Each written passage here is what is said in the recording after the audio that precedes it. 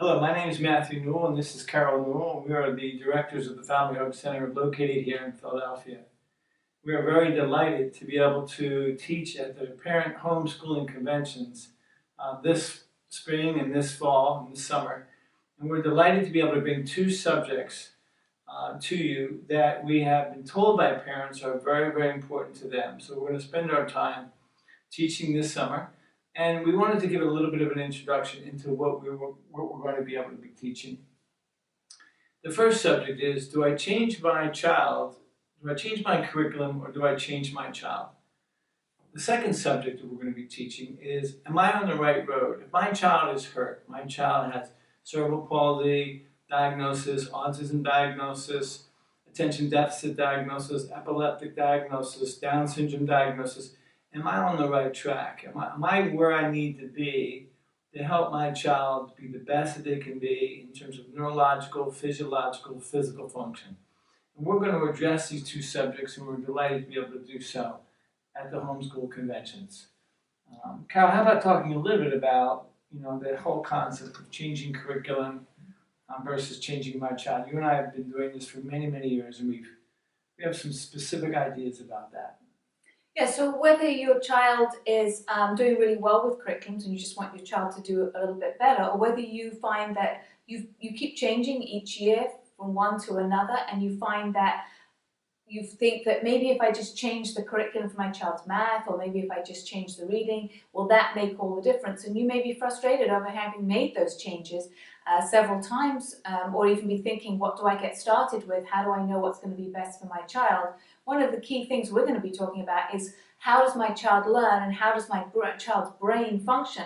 And if I understand my child's brain and I can change my child's brain, then they should be able to take on pretty much any curriculum. Yes, there are going to be some likes and dislikes with you and your child, but overall, neurologically, if your child is organized, they're going to be able to tackle any curriculum that you put before them. So we're going to talk about that, and how do you manage to get your curriculum to fit your child and your child to fit your curriculum.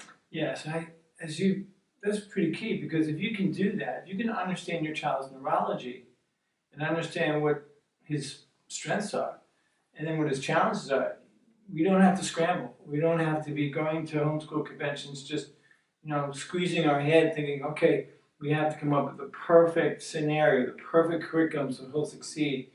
And that whole anxiety just seems to disappear if we realize, oh, these are a couple neurological challenges. If we heal if we develop the neurology of the child, then the curriculum will not be as critical. It's important, but not be as critical. Yeah, and you will find you won't have to be adapting all the time to get your child to fit the curriculum, but your child will be able to adapt with the curriculum.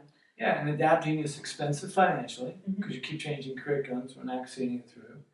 And adapting can be expensive in terms of the energy that you're spending to sort of figure things out. And what we want to do in that 1 hour lecture and at our booths is we want to begin to explain the neurology from the ground up, from the brainstem all the way up to the cortex. How do we really understand the kids, and how do we meet their needs through the many tremendous curriculums that are out there? But first things first, how does their brain function?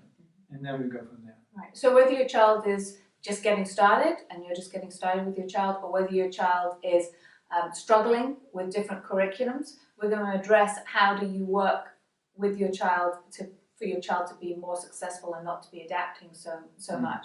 Some of you will actually know that your children have specific special needs diagnosis, and then we'll be talking about that in the other topic as well. So how do you know you're on the right track? You've been working hard, you realize your child, you adopted a child who's got special needs, or 3 or 4 years of age, you're realizing my child's not keeping up, his language isn't what he should be, where it should be, he's not following 3 or 4 step requests, he walks on his toes, his feet are turned in, he's got a strabismus, perhaps he doesn't sleep well at night, perhaps he has physiological meltdowns where he won't go out, or some folks would say maybe he's on the spectrum.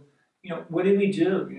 And how do we know we're on the right track? How do we know that every day we're doing the best we can do to solve this neurology, as opposed to dealing with the many symptoms, So we're looking forward to seeing you, getting to know you, We hope that you'll come by our booth and get to know us and see how we can help you, and seeing you in the classes that we'll be teaching at the Homeschool Conventions. And if you have any questions in the meantime, don't hesitate to call us or contact us at the Family Hope Centre.